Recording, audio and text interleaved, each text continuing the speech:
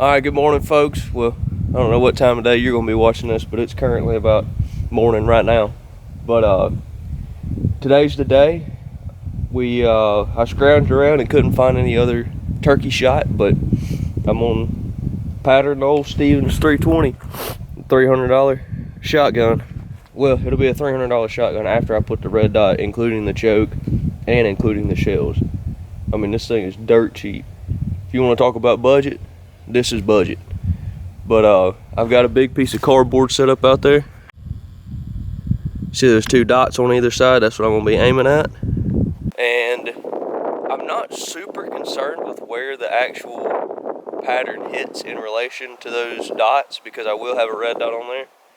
I'm hoping that since TSS is really expensive and Longbeard XRs are not really expensive, that if they shoot similar, they like I can sight my red dot in one time and both of them will hit the same spot. That's what I'm hoping. So that way, you know, I can probably run my first shell TSS and then follow it with Longbeards, or when I shoot out of those TSS, if I don't want to go buy some more, I can just shoot the Longbeards. Or maybe the Longbeard's going to surprise me and I'd just rather shoot those. Either way, we're going to try it out here in just a second.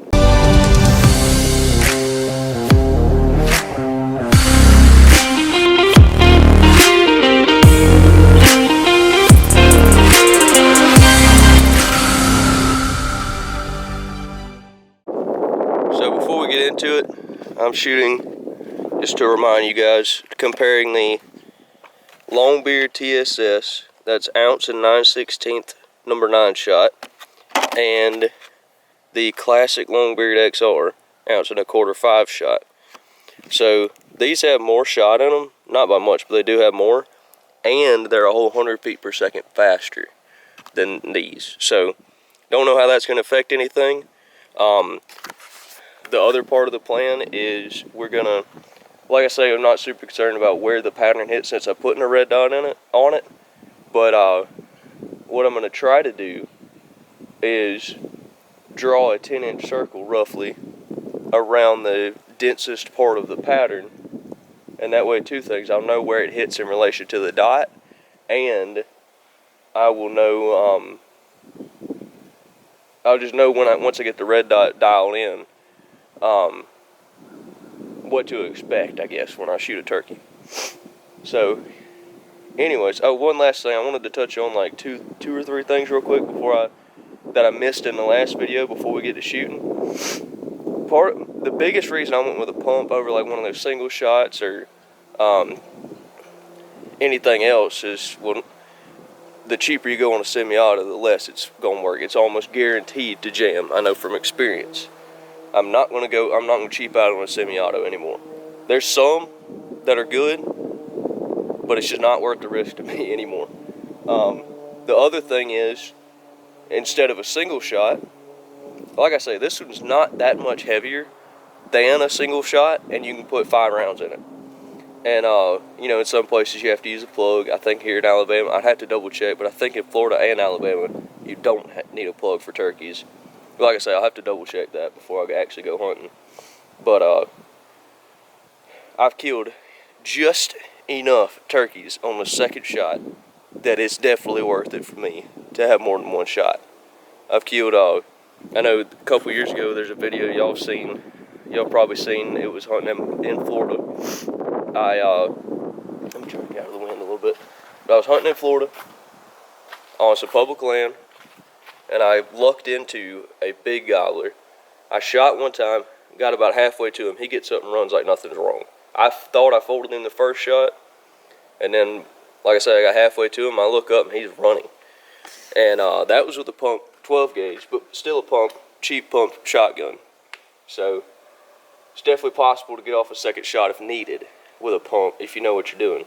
Also, this gun, after shooting it a little bit yesterday, that thing is smooth as butter. I mean, it's almost too smooth, because if you don't rack it forward hard enough, then the bolt won't go in the battery, but and it'll just start sliding back. But you just got to actually pump it like you mean it. That's just a testament to how smooth it is. But anyway, enough blabbing. let's set up this.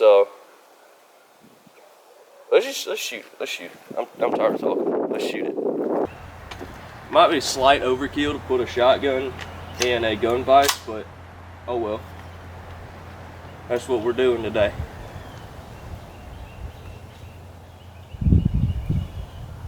And typically I don't take too much importance in eye pro, even though I should.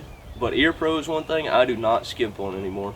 If I'm gonna be shooting anything that doesn't have a can on the end, I'm gonna have some ear pro. So we're starting out with the 3-inch Longbeard XRs, just a classic. Oh, that was backwards. Longbeard XRs. All right, let's see how they do.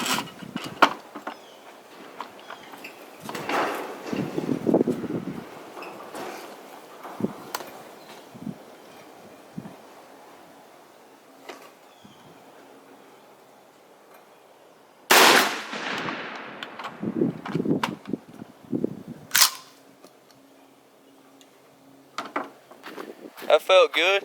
It definitely kicked more than the little bird shot, but not near as bad as a 12 gauge with turkey shot. Not near as bad.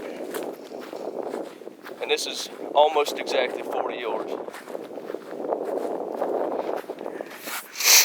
Okay, that pattern is way high right. I was aiming at this dot, and that's not a bad pattern, but I'm not super impressed with it, honestly. Alright, let's shoot this one. We'll have to watch out for the number 5 holes. Dang, it got it all the way over here. That's new. That ain't super impressive. I mean, it'd probably still do the job, but not the quality that I was expecting. This is gonna hurt. May not kick real bad, but it's gonna hurt. That's $12 right there.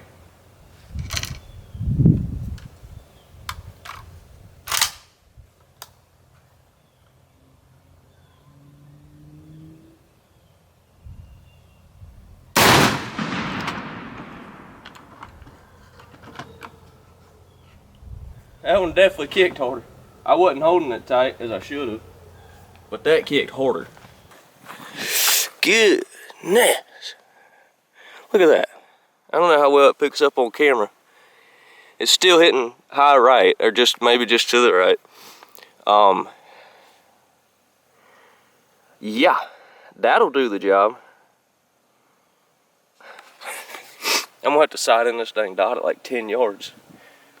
Honestly, both of them will do the job. It's just this gap right here and this gap right here in the shot pattern. Just the inconsistency, the unevenness, I'm not super thrilled about. But that one is almost going to be a hair too tight. But this is an extremely scientific channel, extremely. So what we're going to do, I'm going to take it back to the barn, and I'm going to try to figure out how to make a perfect 10-inch circle through the heart of the pattern. I also probably need to shoot it again some other time with probably with cheaper shells, and just prop it up and see if I'm snatching the trigger, which I think with a righty, if you're pushing the trigger, you'd be pushing it to the left. So I think it actually is hitting to the right, but I want to shoot it with some bird shot and just work on my trigger pull to make sure that's not just me, that's the actual gun before I put the red dot on there and sight it into a mistake, if that makes sense. Alright, here are my official pellet counts. The XR number 5 ounce and a quarter got 76 hits in a 10-inch circle. You could tell, this is upside down now, the target is, from what it was. But you could see it hit a good bit to the left. And I may have shorted the XRs just a hair. It just looks to me, I mean, like there's a lot of hits. There's a lot of hits like over here. But there's also a ton of hits over here that are not, number 9. So I tried my best to sort of center it up with the dead center of the pattern. And like I say, I could have moved it to the right a little bit more. I don't think it would have changed the count much. The biggest issue I see is right here, pretty much in the center of what I consider the most dense part, which maybe right here would have been. instead of like this whole area. But there's a giant hole right there. There's, you know, it's just an inconsistent pattern, in my opinion. Now, that being said, I would have no issues shooting a turkey like with that pellet count, that 76 number 5s. That's a lot of hits. That's a lot of pellets at 40 yards. I mean, honestly, like that, there is a gap there, but that's still gonna kill a turkey, easy. That's still money. If I would probably sight my red dot in, you know, right about here, and hope that the patterns got a little bit more consistent over time.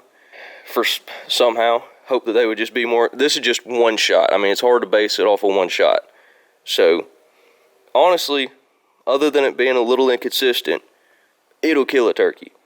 And that's why I don't do the pellet counting thing, because this is a little bit more open of a pattern at 40, which means as long as, if it was a little more consistent, I would have no issues hunting with that. I honestly probably going to use it as my backups. I'll have one TSS followed by a bunch of number 5s. And the reason I say that is this is my TSS count. 279 hits. You could tell it's a much more even pattern, evenly spread across there. It's not as far, it's still a good bit to the right. I mean, yeah, to the right. But it's open enough that, I mean, I'm getting hits all the way out here. You know, I'm getting hits in probably a, I don't know, 15, 16 inch diameter circle on this cardboard, which I think probably means that it would still be open enough that I wouldn't just completely whiff every time at 20 yards, 15, 20 yards. I mean, look at, this is way to the left of the pattern, but it's still consistent over the whole thing, if that makes sense. Well, so what are my final thoughts? I think I'm going to be shooting TSS this year out of this gun. I'm a little surprised that the XRs weren't more consistent, but at the same time, I know whatever they changed in the XRs over the past couple years, they don't make the Magnums anymore. And in my 12 gauge, it pretty much only shoots the Magnums good. I've tried the 1200 feet per second that have a little bit less shot in them, and they shoot good enough to kill a turkey, but it's kind of like that. It's a lot more inconsistent. I don't know if they're just kind of putting XRs on the wayside so they can put more into the TSS, but I haven't been impressed with these ever since they changed the box. They might have changed the wide. They changed something. They don't load them near as consistent as they used to. But it doesn't mean they're a bad shell. They're just not as good as they were.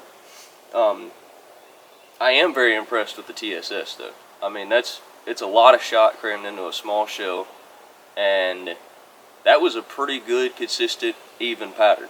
So I'm gonna have to pick up another box, as bad as it's gonna hurt my wallet, and hopefully the next video you see in this series is us sighting in that red dot.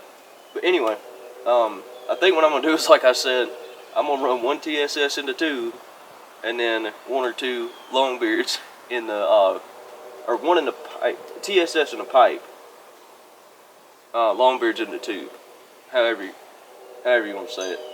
But I'm impressed with it so far. This gun's really growing on me. Like it may be cheap and it may be nothing special at all, but I feel like I'm gonna keep it around for a while. Next step, I did get a notification this morning that my shipment of the rail, I think it's Evolution Gunworks, EGW, they just shipped out the Picatinny rail, so that'll be coming in hopefully this week. The time just changed, so hopefully I'll have some time after work to do a little bit of filming too, instead of having to wait till the weekend. So hopefully within about a week or two, we're gonna have us a killer of a little budget turkey gun. If you got any more questions, comments, you want to see more like this, leave it in the comment section down below. Sorry, it's still early. My brain ain't working right. Oh, also one quick disclaimer. As you saw, I know I said it a few times. That pattern, I drew it over what I thought was the densest part of the pattern. I did have to make the XR circle a little bit bigger once I figured out how to actually measure it out good. And I gave both of them the benefit of the doubt. If it cut the line, the 10-inch circle line that I drew, I counted it. I did that for both. I wanted to be as fair as possible. And like I say again, pellet count was good on both. I mean, it only takes, I think the recommended is 5 pellets on a turkey's head. It is what it takes to effectively kill one. And with 76 hits in a 10-inch circle, you're putting at least a dozen, 2 dozen, 3 dozen, depending on where exactly his head is in that circle. You're killing that turkey every time, every single time. I just wasn't a huge fan of the gaps in the pattern. But anyway, that's enough blabbing. Again, if you like this, leave a like, subscribe. You're gonna see more of this gun. This is only part 2. Leave a comment if you want to see more like this. And always remember to live life 25 high. We'll see you next time.